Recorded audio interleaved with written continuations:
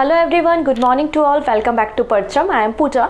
आज हम डिस्कस करने वाले हैं 28 दिसंबर के करंट अफेयर्स और आज हम साइंस एंड टेक की न्यूज़ को डिस्कस करने वाले हैं। काफ़ी कुछ नया आज आपको सीखने को मिलेगा और वीडियो के एंड में एक क्वेश्चन ऑफ द डे है जिसका आंसर आप हमें कमेंट में देंगे। अगर आज के क्लास के करंट अफेयर्स की PDF आपको लेनी है तो हिंदी और इंग्लिश में अवेलेबल है टेलीग्राम पर। टेलीग्राम से आप इजीली इसे डाउनलोड कर सकते हैं, फ्री ऑफ कॉस्ट है एंड टेलीग्राम की लिंक आपको डिस्क्रिप्शन में मिलेगी। तो सबसे पहले कुछ इंपॉर्टेंट पर्सन जो न्यूज़ में है उनको एक एक करके हम देखते हैं। 3-4 पर्सन ही है जिनके बारे में हमें थोड़ा थोड़ा पता होना चाहिए, पहले हम वो देखेंगे और शुरुआत होगी मोदी जी से। ठीक है, हमारी कंट्री के प्राइम मिनिस्टर नरेंद्र मोदी आप देख सकते हैं और उनके YT पर जो सब्सक्राइबर हैं वो 20 मिलियन सब्सक्राइबर हैं, लगभग 2 करोड़ सब्सक्राइबर आप देखेंगे। तो ये बन चुके हैं वर्ल्ड के number 1 leader in the terms of subscriber on YT। तो YouTube पर सब्सक्राइबर के मामले में वर्ल्ड के नंबर 1 लीडर बन गए हैं कौन? Prime minister Modi. और इनके 20 मिलियन सब्सक्राइबर आपको YT पे YouTube पर देखने को मिलेंगे। सेकेंड नंबर पे former Brazilian president Jair Bolsonaro है।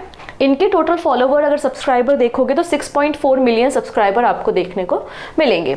इसके अलावा प्राइम मिनिस्टर मोदी जी के द्वारा एक और रिकॉर्ड बनाया गया है कि ये वन ऑफ द लीडर बन गए हैं जिन्होंने एक साल में आप देखेंगे लगभग 63 लाख नए सब्सक्राइबर जुड़े हैं 2023 में नरेंद्र मोदी जी के YT से, मतलब यूट्यूब से। और सेकेंड नंबर पर राहुल गांधी का यूट्यूब चैनल है जिसमें इन्होंने 22.5 लाख सब्सक्राइबर 2023 में जोड़े हैं। तो ये कुछ डेटा भी सामने आया था तो हमने डिस्कस कर लिया। अगली जो पर्सन न्यूज़ में है उनका नाम है वीता दानी। ये है वीता दानी और ये पहली इंडियन बन गई हैं जिन्हें ITTF गवर्निंग बोर्ड में शामिल किया गया है। ITTF क्या होता है? तो international table tennis federation foundation है और इसका जो गवर्निंग बोर्ड है उसमें शामिल होने वाली फर्स्ट इंडियन बन गई है वीता दानी। और ITTF का फॉर्मेशन 2018 में किया गया था और भी ज़्यादा लोगों को स्पोर्ट्स से अट्रैक्ट करने के लिए। ठीक है, तो वीता दानी यहाँ पर पहली इंडियन है। कुछ और पर्सन को हम देखेंगे लेकिन उसके पहले एक छोटी सी इन्फॉर्मेशन है about the SSC general awareness target 2024 batch. SSC के जो भी एग्जाम 2024 में होने वाले हैं, इसके अलावा जो भी वनडे एग्जाम 2024 में होने वाले हैं जहां पर जनरल अवेयरनेस पूछा जाता है, उन सब के लिए ये कोर्स अवेलेबल है। सारे वीडियो रिकॉर्डेड फॉर्म में है, PYQ के साथ है, तो कंप्लीट पैकेज भी आप ले सकते हैं और इंडिविजुअल कोर्सेज को भी आप ले सकते हैं। डिस्क्रिप्शन में आपको लिंक मिल जाएगी। इसके अलावा अगर आप पूजा 20 कोड का इस्तेमाल करते हैं तो आपको एडिशनल 20% डिस्काउंट भी मिल जाएगा। कुछ और पर्सन को हम न्यूज़ में देख लेते हैं।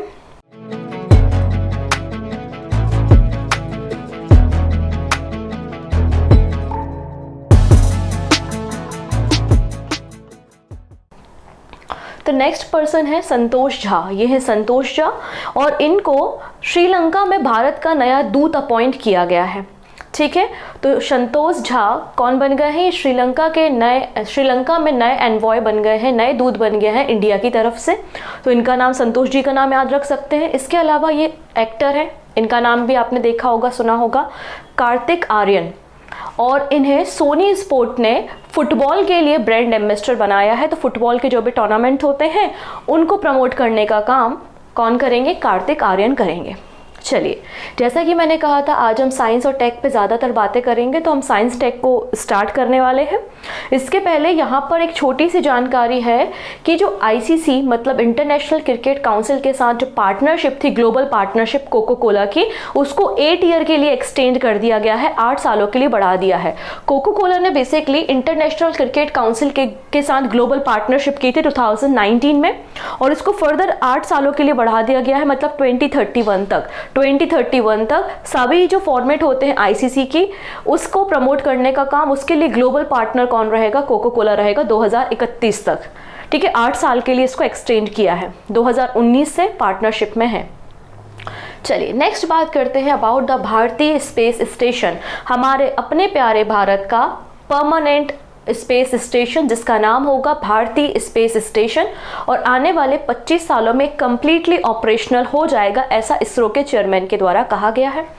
ठीक है, इंडियन स्पेस रिसर्च ऑर्गेनाइजेशन मतलब इसरो का टारगेट है कि जो हमारा भारतीय स्पेस स्टेशन होगा उसका पहला मॉड्यूल 2028 में भेजा जाएगा। 2028 में पहले मॉड्यूल को भेजा जाएगा, जिसको LVM-3 रॉकेट की मदद से भेजेंगे। ये वही रॉकेट जिससे हमने चंद्रयान को भी भेजा है 2 को। तो यहाँ पर LVM-3 रॉकेट की मदद से 8 टन का मॉड्यूल लॉन्च किया जाएगा इसरो के द्वारा बाय द 2028, और ये पहला मॉड्यूल होगा भारतीय स्पेस स्टेशन का। और 2035 तक 2035 तक इसरो ने कहा है हम सारे मॉड्यूल को भेज देंगे, और उसके बाद हमारा जो स्पेस स्टेशन है वो कंप्लीटली ऑपरेशनल हो जाएगा 2035 तक। 2035 तक इसरो का एम है कि हम अपने भारतीय स्पेस स्टेशन को फुली ऑपरेशनल स्पेस स्टेशन बना लें with a greater launch capacity. क्योंकि अगर आप यहाँ पे इसके मॉड्यूल को तैयार करना चाहते हो तो मॉड्यूल को तैयार करने के लिए आपको कई टन के बड़े बड़े मॉड्यूल्स को भेजना पड़ेगा, तो उतनी कैपेसिटी का हमारे पास लॉन्चिंग व्हीकल भी होना चाहिए। जैसे कि LVM-3 रॉकेट है 8 टन के मॉड्यूल को ले जा रहा है, लेकिन हमें 20 टन 25 टन के मॉड्यूल को भेजना है, तो उतनी कैपेसिटी का हमें लॉन्चिंग व्हीकल भी तैयार करना है। तो उस पर भी काम शुरू कर दिया जाएगा, और आने वाले समय में इतनी कैपेसिटी का हमारे पास लॉन्चिंग व्हीकल होगा कि हमारे जो भारतीय स्पेस स्टेशन के मॉड्यूल को ईजिली लोअर अर्थ ऑर्बिट तक पहुंचाया जा सके, जिसमें कार्गो ट्रांसपोर्टर भी होगा, जीरो ग्रेविटी रिसर्च लैब भी होगी, और कई सारी फैसिलिटीज इसमें प्रोवाइड की जाएंगी। क्लियर है?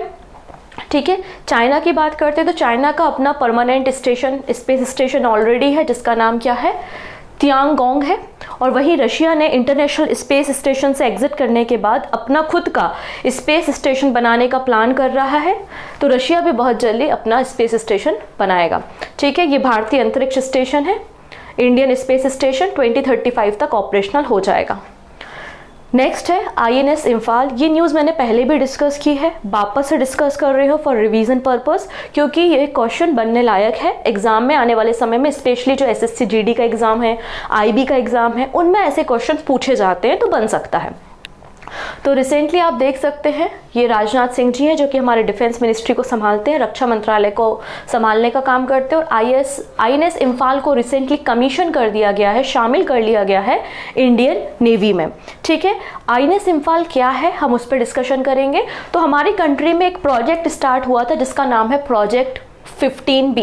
इस प्रोजेक्ट 15B में हमको 4 डिस्ट्रॉयर तैयार करने थे। उन 4 शिप्स में से 3rd नंबर की शिप है जिसका नाम INS इम्फाल है। इसके बाद अगली जो 4थे नंबर की शिप होगी, मतलब INS सूरत को 2024 में कमीशन किया जाएगा, ऐसा डिफेंस मिनिस्ट्री के द्वारा कहा गया है। तो 15B प्रोजेक्ट के अंतर्गत हमको विशाखापत्तनम क्लास की डिस्ट्रॉयर 4 शिप तैयार करनी थी। ये 3rd नंबर की शिप है जिसका नाम INS इम्फाल है, और नॉर्थ ईस्ट के किसी सिटी के नाम पे पहली बार किसी डिस्ट्रॉयर का नाम रखा गया है, किसी इतनी बड़ी शिप का नाम रखा गया है। 2024 में इसका जो 4th नंबर का डिस्ट्रॉयर या फिर शिप है INS सूरत, उसको 2024 में लॉन्च किया जाएगा, ऐसा डिफेंस मिनिस्ट्री ने कहा है। ठीक है, ये मोस्ट एडवांस्ड डिस्ट्रॉयर है जिसका नाम नॉर्थ ईस्ट की सिटी पे रखा गया है फॉर द फर्स्ट टाइम।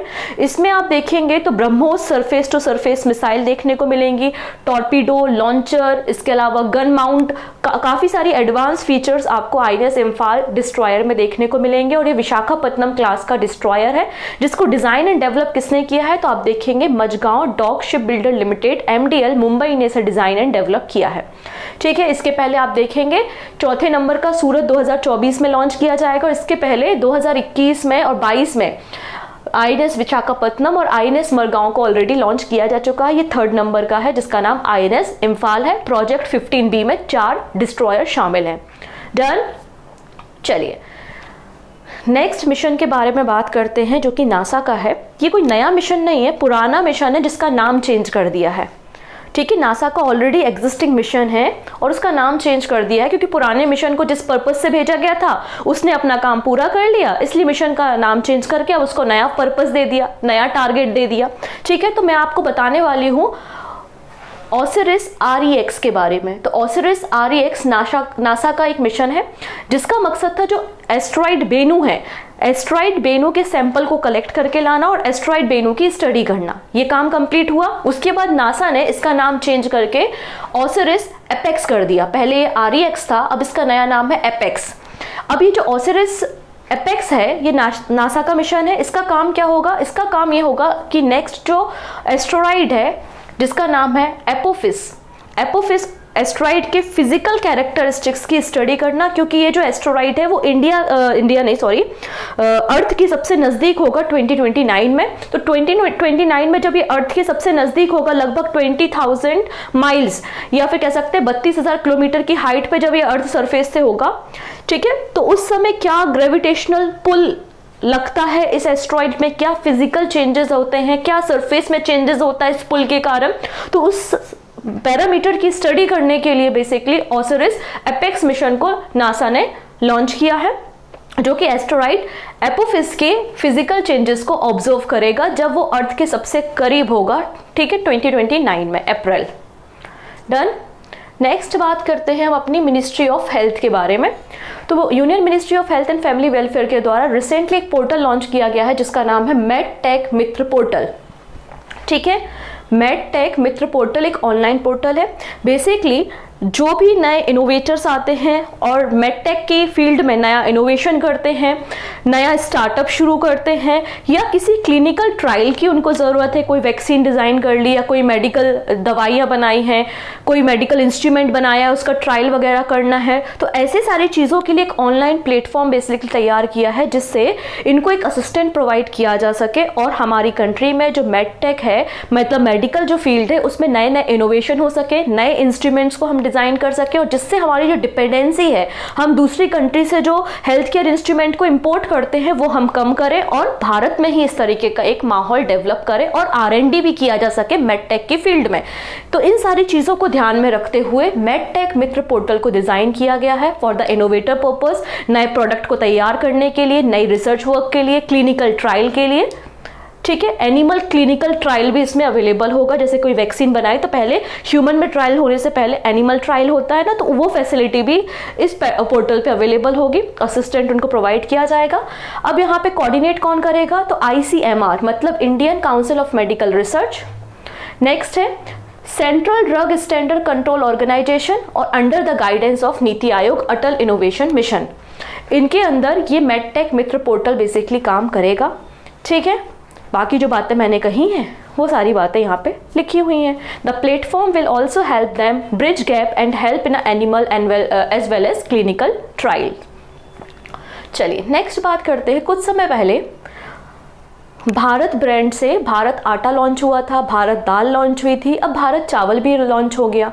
तो गवर्नमेंट जो है वो भारत ब्रांड के अंदर अब राइस को भी सेल आउट करेगी, राइस को भी बिक्री करेगी 25 रुपये पर केजी, ठीक है। तो सरकार ने भारत ब्रांड के अंदर 25 रुपये प्रति किलोग्राम पर चावल बेचेगी। और ये जो चावल बिक रहे हैं कहाँ पर मिलेंगे, national agriculture cooperative market federation of India, national cooperative consumer federation and केंद्रीय भंडार आउटलेट। लगभग 2000 आउटलेट एंटायर कंट्री में देखने को मिलेंगे जहां पर भारत ब्रांड से दाल, चावल और आटा देखने को मिलेगा, जो कि बहुत कम रेट पे, सब्सिडाइज रेट पे देखने को मिलेगा। ये फैसला कंज्यूमर मिनिस्ट्री ने किया है क्योंकि लगातार राइस के जो प्राइस उनमें इन्फ्लेशन आ रहा था, मतलब राइस के जो प्राइस है, चावल के जो दाम है वो इंक्रीज हो रहे थे और देखा गया कि 14.1% इंक्रीज देखा गया है, हाइक देखा गया है, इन्फ्लेशन देखा गया है राइस में। और राइस का जो एवरेज आप देखेंगे, एवरेज प्राइस जो है वो 43.3 रुपये पर केजी पहुंच गया है। तो इसलिए जो पुअर फैमिलीज हैं, इन इन्फ्लेशन से बचाने के लिए भारत ब्रांड के अंदर राइस की बिक्री की जाएगी, जिसमें 25 रुपये पर केजी के हिसाब से राइस दिया जाएगा, ठीक है। इसके पहले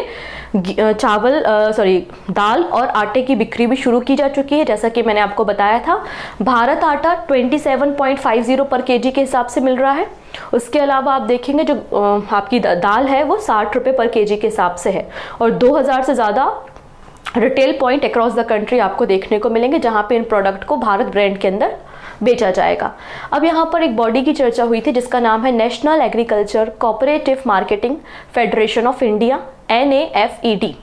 इसका फॉर्मेशन 2 अक्टूबर को 1958 में किया था, ठीक है, कोई दिक्कत नहीं। बेसिकली ये बॉडी एक सेंट्रल नोडल एजेंसी है जिसका काम क्या है, for price support scheme for the purchase of oil seed and pulsate at minimum price. जिसका काम क्या होता है, पल्सेस को मतलब दालों को और आपके जो तेल वाले अनाज है, तेल वाले जो दाने हैं जैसे कि सोयाबीन वगैरह है, तो ऑयल सीड की बिक्री प्राइस सपोर्ट स्कीम के अंदर इसको मिनिमम प्राइजेस में परचेज करने का काम ये नोडल एजेंसी करती है। हेडक्वार्टर नई दिल्ली में है। कई सारे रीजनल ऑफिस भी हैं जैसे कि दिल्ली, मुंबई, चेन्नई और कोलकाता में, और चेयरमैन है ब्रजेंद्र सिंह। ठीक है, नेक्स्ट बात करते हैं NIIF मतलब national investment and infrastructure fund plan कर रहा है 675 करोड़ रुपीस इन्वेस्ट करने के लिए। कहाँ पे? भोगापुरम एयरपोर्ट। तो क्वेश्चन केवल इतना ही बनेगा कि भोगापुरम एयरपोर्ट कहाँ पर है। तो भोगापुरम एयरपोर्ट एक ग्रीनफील्ड इंटरनेशनल एयरपोर्ट है जो कि आंध्र प्रदेश में है, जिसको GMR ग्रुप के द्वारा डेवलप किया जा रहा है, और जिसमें पैसा कौन लगा रहा है, इन्वेस्ट कौन कर रहा है? National investment and infrastructure fund. और इन्होंने बोला है कि वो 675 करोड़ रुपीज इन्वेस्ट करेंगे भोगापुरम ग्रीनफील्ड इंटरनेशनल एयरपोर्ट को तैयार करने के लिए। इसके पहले भी इन्होंने एक और एयरपोर्ट में इन्वेस्ट करके रखा है जिसका नाम है मनोहर इंटरनेशनल एयरपोर्ट इन गोवा। ठीक है, चलिए नेक्स्ट बात करते हैं KSRTC मतलब Karnataka state road transport corporation. इन्होंने लॉन्च किया है नम्मा कार्गो ट्रक सर्विस। तो यहाँ पे जो प्राइवेट सेक्टर है उनकी भागीदारी बहुत ज़्यादा थी। सरकार सोच रही है कि नहीं, जो कार्गो फैसिलिटी है, एक जगह से दूसरी जगह सामानों को पहुंचाना है ट्रक के ज़रिए, तो इस सेक्टर में हमें भी आना चाहिए। तो यहाँ पर इसलिए Karnataka state road transport corporation ने डिसाइड किया है और वो लॉन्च कर रही है नम्मा कार्गो ट्रक सर्विसेज, और 500 ट्रक हो जाएंगे 2024 तक। बेसिकली लॉजिस्टिक बिजनेस जो है उसमें प्राइवेट सेक्टर का इन्फ्लुएंस ज़्यादा है, डोमिनेशन ज़्यादा है, उसे कम करने के लिए और अपनी भी भागीदारी दिखाने के लिए इस तरीके की सर्विसेज को शुरू किया है। यहाँ पर जो ट्रक ट्रांसपोर्ट सर्विस है ये ट्रांसपोर्ट करेगी गुड्स को अक्रॉस द कर्नाटका, और ये जो ट्रक्स होंगे इनमें GPS वगैरह सिस्टम, सारे सिस्टम्स इसमें इंस्टॉल ऑलरेडी होंगे। चलिए नेक्स्ट बात करते हैं हम यूपी से। उत्तर प्रदेश के चीफ मिनिस्टर योगी जी के द्वारा इनॉग्रेट किया गया है first intra district chopper service in Agra. ठीक है, अब यहाँ पे एक सिटी से, एक डिस्ट्रिक्ट से दूसरे डिस्ट्रिक्ट में चॉपर से पहुंचा जा सकता है आगरा से मथुरा के बीच में। तो उत्तर प्रदेश गवर्नमेंट के द्वारा पहला Agra Mathura intra district helicopter सेवा की शुरुआत की गई है, जो कि आगरा से मथुरा के बीच में, बटेश्वर इन आगरा टू द गोवर्धन इन मथुरा के बीच में सर्विसेज होंगी। लगभग 65 किलोमीटर का डिस्टेंस चॉपर से कवर किया जाएगा, बेसिकली टूरिज्म को अट्रैक्ट करने के लिए। और ये जो मॉडल है वो PPP मॉडल है, मतलब पब्लिक प्राइवेट पार्टनरशिप पे तैयार किया है, और यहाँ पे 100 करोड़ रुपीज इन्वेस्ट करने की बात की है इस नए प्रोजेक्ट के लिए। बटेश्वर जो एक हिस्टोरिकल विलेज है जो कि चंबल रिवर के किनारे आपको उत्तर प्रदेश और मध्य प्रदेश की बॉर्डर एरिया में देखने को मिलेगा। ठीक है, अगर हम यूपी के कुछ इंटरनेशनल एयरपोर्ट देखें तो 3 ऑपरेशनल एयरपोर्ट हैं। एक तो चौधरी चरण सिंह इंटरनेशनल एयरपोर्ट है, लाल बहादुर शास्त्री इंटरनेशनल एयरपोर्ट और कुशीनगर इंटरनेशनल एयरपोर्ट है। अब यहाँ पे कुछ और इंटरनेशनल एयरपोर्ट्स है जो कंस्ट्रक्शन में, लेकिन 2024 तक ये ऑपरेशनल हो जाएंगे, जैसे कि जेवर इंटरनेशनल एयरपोर्ट, ताज इंटरनेशनल एयरपोर्ट, फिर मर्यादा पुरुषोत्तम श्री राम इंटरनेशनल एयरपोर्ट अयोध्या। ठीक है, तो इस तरीके से ये कुछ इंटरनेशनल एयरपोर्ट्स हैं उत्तर प्रदेश में। नेक्स्ट बात करते हैं हम 3rd national conference of chief secretariat and Delhi. तो प्राइम मिनिस्टर मोदी जी के द्वारा दिल्ली में जो मुख्य सचिवों का 3रे नंबर का राष्ट्रीय सम्मेलन हो रहा है उसकी अध्यक्षता की जा रही है, नई दिल्ली में हो रहा है। ठीक है, अब ये जो है ना आपका 3rd नंबर का एडिशन है, मतलब इसके पहले 2 एडिशन हो चुके हैं। पहला एडिशन धर्मशाला में हुआ था 2022 में, एंड सेकेंड एडिशन दिल्ली में जनवरी 2023 में ही हुआ था। और ये 3rd नंबर का एडिशन मतलब नेशनल कॉन्फ्रेंस है चीफ सेक्रेटरीट की दिल्ली में। मकसद क्या है? पहले तो गवर्नेंस पार्टिसिपेशन को बढ़ाना और स्टेट और सेंट्रल गवर्नमेंट के बीच में प्रॉपर कम्युनिकेशन हो। जो भी स्कीम लॉन्च कर रहे हैं तो दोनों की, सेंट्रल गवर्नमेंट और स्टेट गवर्नमेंट की पार्टनरशिप उसमें हो, और एक अच्छा अंडरस्टैंडिंग भी डेवलप हो सके किसी प्रोजेक्ट के लिए। तो इसलिए इस सेक्रेटरीट की कॉन्फ्रेंस को किया जा रहा है, और इसका जो थीम है वो है ईज ऑफ लिविंग। थीम क्या रखा गया है? ईज ऑफ लिविंग इसकी थीम रखी गई है। 3rd नंबर की कॉन्फ्रेंस है and prime minister Modi ji के द्वारा इसे चेयर किया जा रहा है। अब इस पूरी कॉन्फ्रेंस में 5 मेजर सब्जेक्ट पे डिस्कशन किया जाएगा। कौन कौन से हैं? Land and property, electricity, drinking water, health and schooling. In 5 sector में बेसिक तौर पर यहाँ पे डिस्कशन किया जाएगा। ठीक है, इतनी चीजें। चलिए नेक्स्ट बात करते हैं। अब यहाँ पे हमारे जो एक्सटर्नल अफेयर मिनिस्टर हैं S. जयशंकर जी, वो 5 डे के विजिट पे गए हुए हैं रशिया। अब जब रशिया पहुंचे तो ऑब्वियस सी बात है कुछ ना कुछ एग्रीमेंट तो साइन करेंगे ही। तो यहाँ पर एक एग्रीमेंट आया है, India Russia sign Kudankulam plant agreement for the future power supply.